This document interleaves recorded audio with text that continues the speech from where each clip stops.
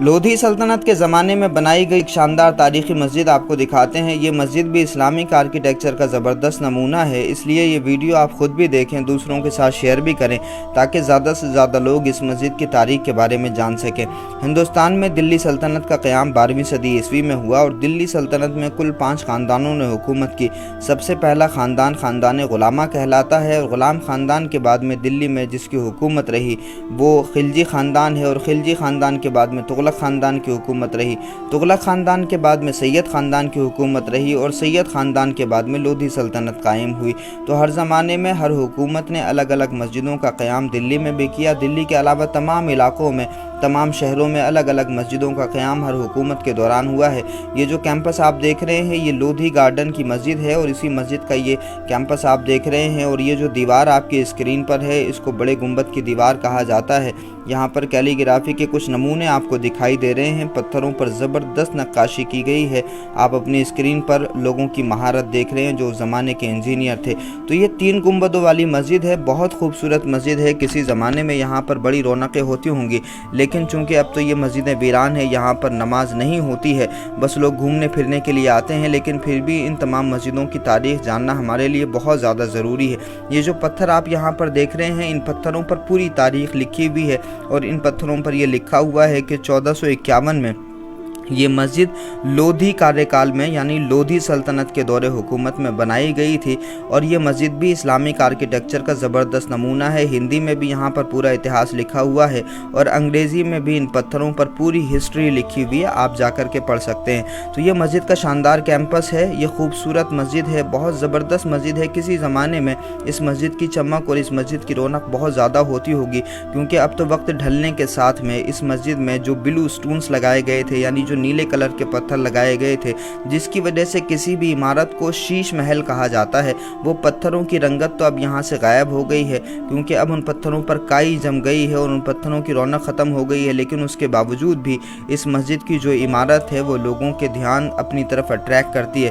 یہ آپ دیکھ رہے ہیں مسجد کے سامنے والا حصہ ہے، ظاہر سی بات ہے کہ بہت سارے لوگ آتے ہوں گے، اپنے اپنے گھوڑوں کے ساتھ میں آتے ہوں گے، تو ان کی پارکنگ کے لیے انتظام کیا گیا تھا۔ دالان اگر آپ دیکھیں گے تو اس طرح خوبصورت نظر آئے گا، اور دالان سے اگر آپ محرابوں کی طرف دیکھیں گے تو اس مسجد میں کل 8 محرابیں ہیں، یعنی 2 محرابیں سائیڈ میں ہیں اور 6 محرابیں سامنے کی طرف ہیں، اور یہ جو مین محراب ہے اس مین محراب پر آپ یہ زبردست کیلی گرافی دیکھ رہے ہیں، قرآن مجید کی آیتیں یہاں پر لکھی ہوئی ہیں، اسی طرح سے ہر محراب پر آیتیں لکھی ہوئی ہیں قرآن مجید کی۔ تو جب آپ سامنے والی بلڈنگ سے مسجد کا نظارہ دیکھیں گے تو اس طرح آپ کو خوبصورت نظر آئے گا، بہت شاندار نظارہ ہے اس مسجد کا بھی۔ اندر کا ایریا تو بہت کم ہے لیکن دالان کافی بڑا ہے اور کئی سو لوگ ایک ساتھ یہاں پر نماز ادا کر سکتے ہیں۔ یہ بیچ میں جو حصہ آپ دیکھ رہے ہیں یہ نامعلوم قبریں ہیں، یہاں پر کسی کے نام نہیں لکھے ہوئے ہیں، لیکن ایک اندازے کے مطابق یہ ضرور کہا جا سکتا ہے کہ یہ جو لودھی سلطنت کے بڑے بڑے عمرا یا وزراء رہے ہوں گے یہ انہی کی قبریں ہوں گی، یہاں پر نام نہیں لکھا ہوا ہے۔ تو اندر سے جب آپ دیکھیں گے تو مسجد کی عمارت اس طرح خوبصورت نظر آئے گی، بڑی زبردست کیلی گرافی یہاں کی گئی ہے۔ دلی سلطنت کے زمانے میں جو عمارتیں بنائی گئی ہیں ان عمارتوں میں پینٹنگ کا رواج کم تھا، کیلی گرافی کا رواج زیادہ تھا، پتھروں کو بہت زبردست طریقے سے تراشا جاتا تھا، جیسا کہ آپ اپنی اسکرین پر دیکھ رہے ہیں۔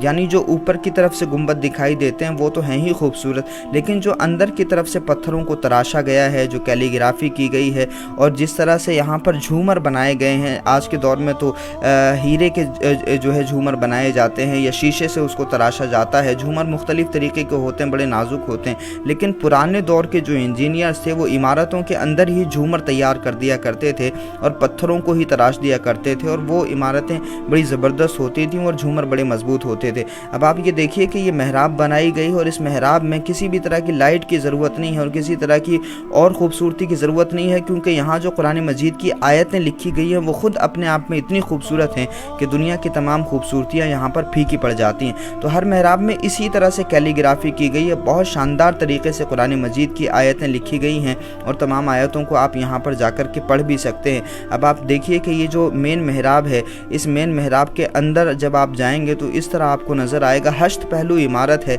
यानी 8 पहलू इमारत है। हर जगह जब आप देखेंगे तो आपको 8 पहलू नज़र आएंगे, हर जगह महराबें नज़र आएंगी। और गुंबद का जो अंदर से नज़ारा आप देखेंगे तो यहाँ पर भी आपको कुरान मजीद की आयतें अरबी में लिखी हुई दिखाई देंगी और उसी तरह से ब्लू स्टोन्स यहाँ पर आपको नज़र आएंगे। हालांकि अब ये तमाम इमारत जो है वो वक्त के साथ में फीकी पड़ने लगी है, लेकिन उसके बावजूद भी ज़ायरीन दुनिया भर से आते हैं और इन इमारतों की खूबसूरती को देखते हैं। और उस ज़माने की जो टेक्निक्स थी और पुराने दौर के जो इंजीनियर्स थे, उन इंजीनियर्स की महारतों को लोग आज भी जब देखते हैं अपनी आंखों से तो वाह वाह कर उठते हैं। अब आप देख रहे हैं कि ये मस्जिद का अंदर का हिस्सा है। किसी ज़माने में जब नमाज़ें यहाँ होती होंगी तो क्या खूबसूरत रौनक होती होगी और कितना शानदार माहौल होता होगा। देखिए, ये भी जानना ज़रूरी है कि पुराने दौर में जिन मुसलमानों ने ये इमारतें बनाई हैं तो उनका तसव्वुर ये था कि कुरान मजीद में जो जन्नत का नक्शा बनाया गया है उस नक्शे को हम ज़मीन पर उतारें ताकि दुनिया वाले ये देखें कि अगर एक इंसान की बनाई हुई मस्जिद और इमारतें इतनी खूबसूरत हो सकती हैं तो जन्नत में अल्लाह रब्बुल इज़्ज़त के बनाए हुए महल्लात कितने खूबसूरत होंगे। तो कुरान मजीद के नक्शे को बादशाहों ने ज़मीन पर उतरवाने की कोशिश की। अल्लाह पाक हम सबको इनसे समझने की तौफीक दे।